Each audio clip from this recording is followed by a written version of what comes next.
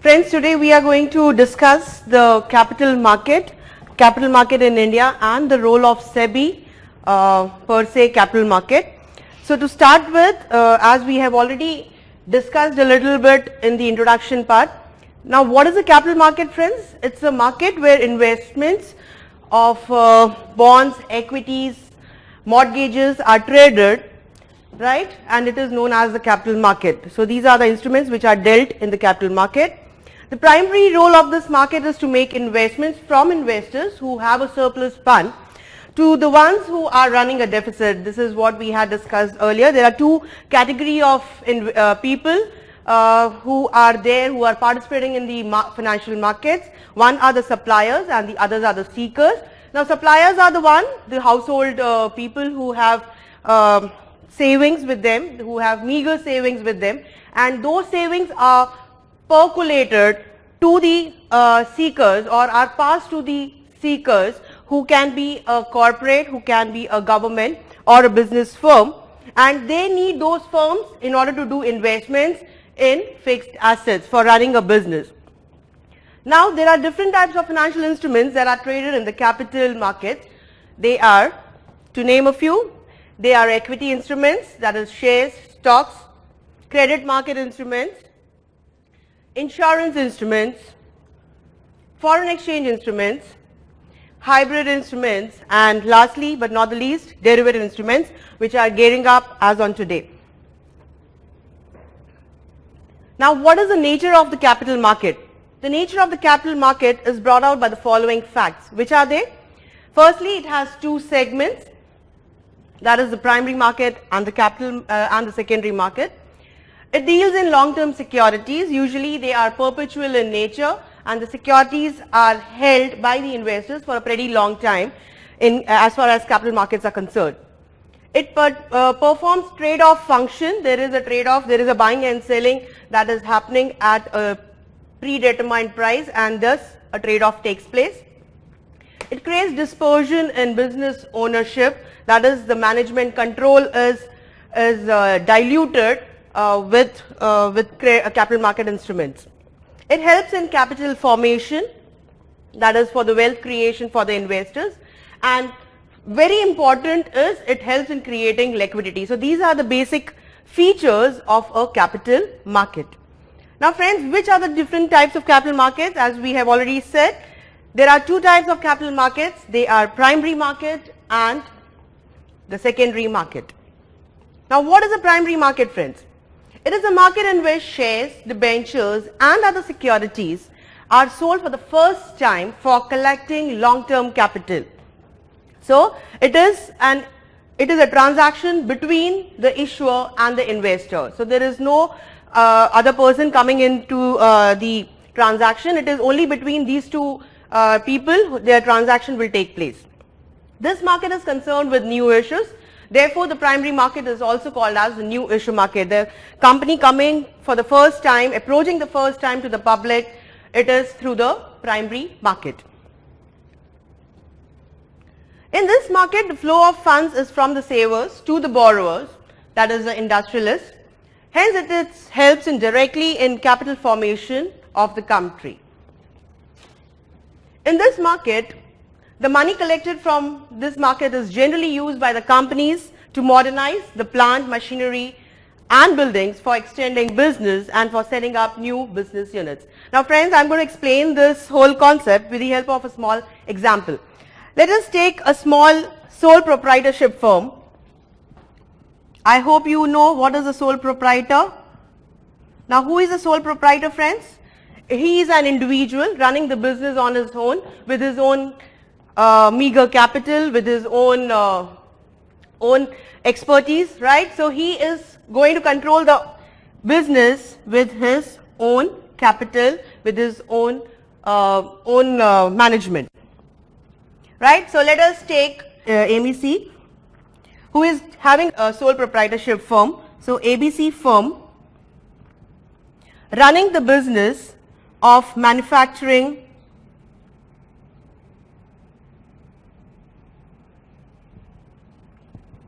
oil drums. Okay, so the example says that there is a sole proprietor in the name of ABC, right, and he is running a business wherein he is manufacturing oil drums. Now, he started the business with his own capital, whatever meager surplus funds he had, he has started doing the business. Now, what happens is, because of his unique features of his product, or because of his marketing strategies, or because of his hard efforts, he is able to make a position in the market. His oil drums are becoming a huge hit in the market, and there is a lot of demand that has been created for this product, right? So the demand keeps on increasing. Now, as the demand increases, now friends, what happens is, when the demand increases, there has to be an equivalent supply, right? In order to cater to the needs of the higher demand, he needs to increase the supply. Now, how is he going to increase the supply? He needs to have more capital with him. He needs to have more investments to be done in plant and machinery, right? So, for this expansion, of his business, he has to have more capital. Now, from where will he get this capital? So, from where he is going to get the capital? There are a variety of ways in which he can get the funds. The sources of funds for this ABC firm is through various ways. He can approach his friends, right? He can approach the banks or the financial institutions, right friends? He can either go for an IPO. I'm going to explain you what is an IPO. It is an initial public offer. He might like to go in for a private placement.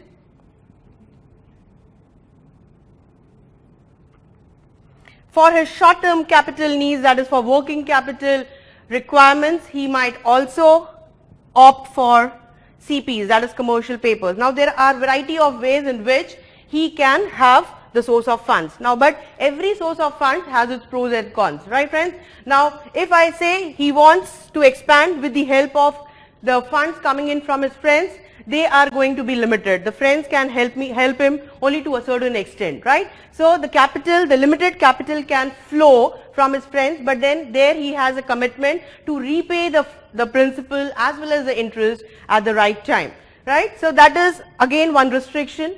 So, when I say yes, if ABC has to expand, he wants good funds. So, he might, the other option for him is he can approach the banks, the financial institution, but there again, as we all know, banks are more stringent in funding any sole proprietor, okay, until and unless they are comfortable with his performance. They are going to check on his past performance, how he has been performing in the past, what was his profitability, what is his credit worthiness, and on that basis, whether he has proper collateral with him, right, because every loan or every loan that has been sanctioned by the banks, it is on the basis of certain primary security as well as collateral security. So, definitely they would like to have some security before they fund him with the required capital, right friends? So, yes, banks and financial institutions can come to his rescue, but there also, as I said earlier, there are pros and cons of this type of source,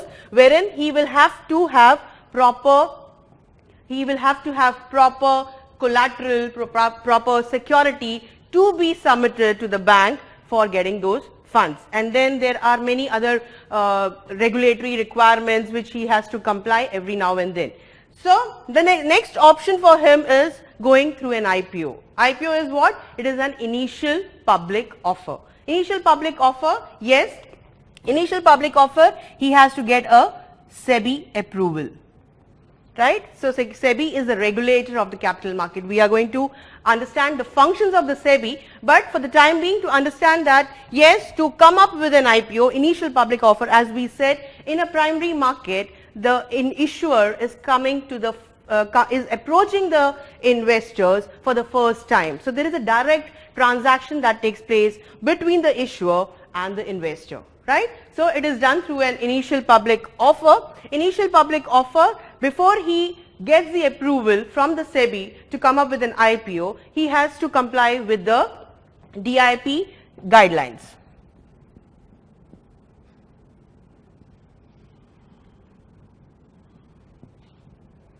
right? So DIP guidelines, he will have to have the disclosure and investor protection guidelines to be fulfilled as set by SEBI, and on that basis only he can decide whether he will be able to get the public offer, or he will be able to come up with a public offer and get the funds for his expansion, right? Now, as we said, yes, he can approach the common man through a primary market transaction. So now let me move towards understanding what do you mean by an IPO, or let's say how an IPO can be floated into the market.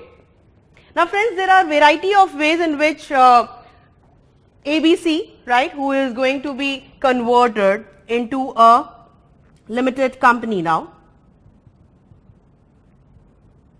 right? So this proprietorship firm has become a limited company. Now, in order to become now it is a private limited company. Now, in order to become a public limited company,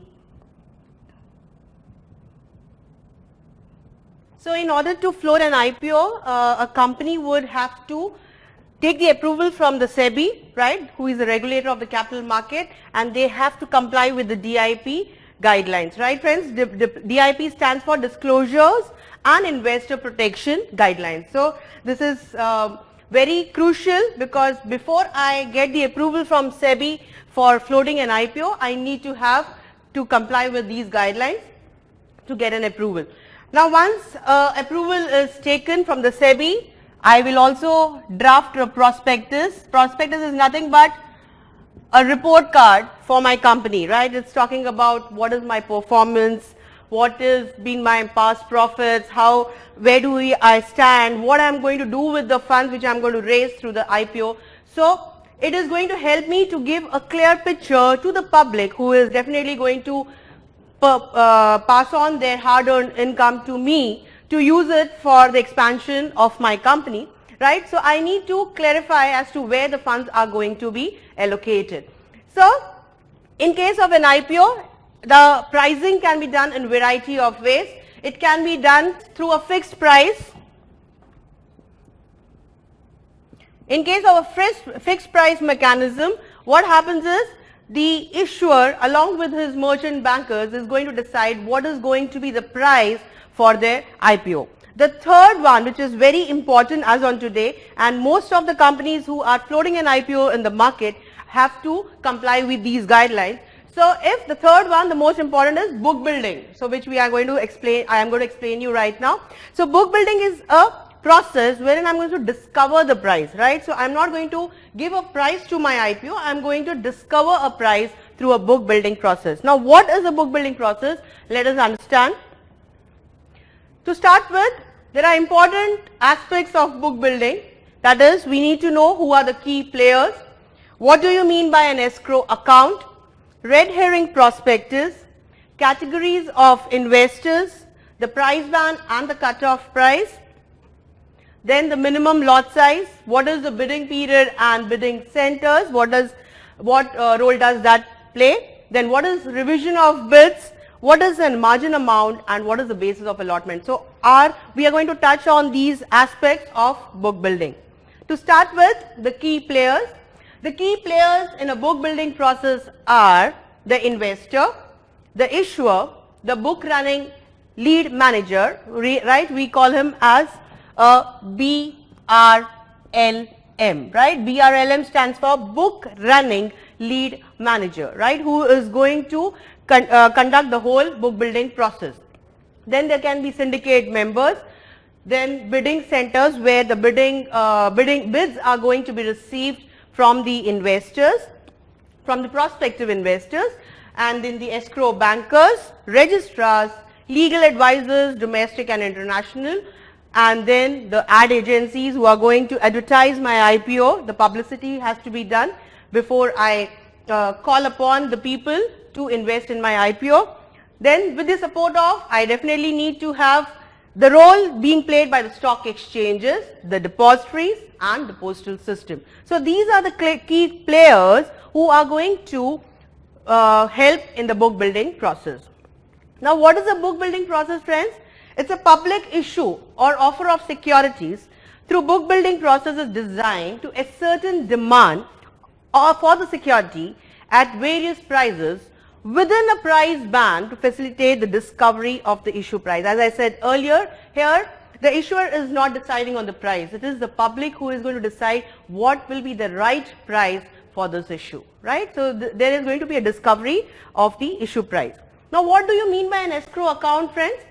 Escrow account is nothing but a bid amount that is called as a margin amount, which has to be submitted, which has to be, whenever any application has to be done by the prospective investor, by the applicant of an IPO, he has to submit, he has to deposit a margin amount in the escrow account, right? And the margin amount comprises of the application and refund of investors. So the application money will be taken, and if the allotment is done, the application money will be used from the escrow account, or else it will be refunded to the investor from the escrow account itself. The registrar and transfer agents will identify the amount to be transferred to the issuer, application money, and the refund after basis is approved. So once the basis is decided, on what basis, on what pro rata basis we are going to do the allotment, the application money is going to be used by the RTA. Now instructions are given to the escrow bankers for transferring the funds, and then what happens is the utilization of the proceeds, whatever is available in the escrow account, it cannot be used until and unless the listing is approved by the SEBI. So before I start utilization of the proceeds held in the escrow account, I need to have a proper approval taken from the SEBI. Now friends, as I said, prospectus is nothing but a report card, or it is an invitation to the prospective investors who are going to invest in my IPO, right? So when I am going to call upon the public for investing, I need to submit a prospectus to them. Now in the same way, in book building also we have a prospectus, but it is little different than the prospectus which we have in case of fixed price mechanism. Now the prospectus is called as a red herring prospectus, right? It is not that it is red in color, but then red herring, the dictionary meaning of red herring is misleading or deceit, right? I'm trying to deceive, I'm trying to mislead my prospective investors with not disclosing certain important information, right? So the critical information is not made known, actual price band, and in some cases even the number of shares that are on offer will not be disclosed to the public. Only the price band is given, right? A prospectus for raising money from the public is called as a red herring prospectus, right friends? Now the price band.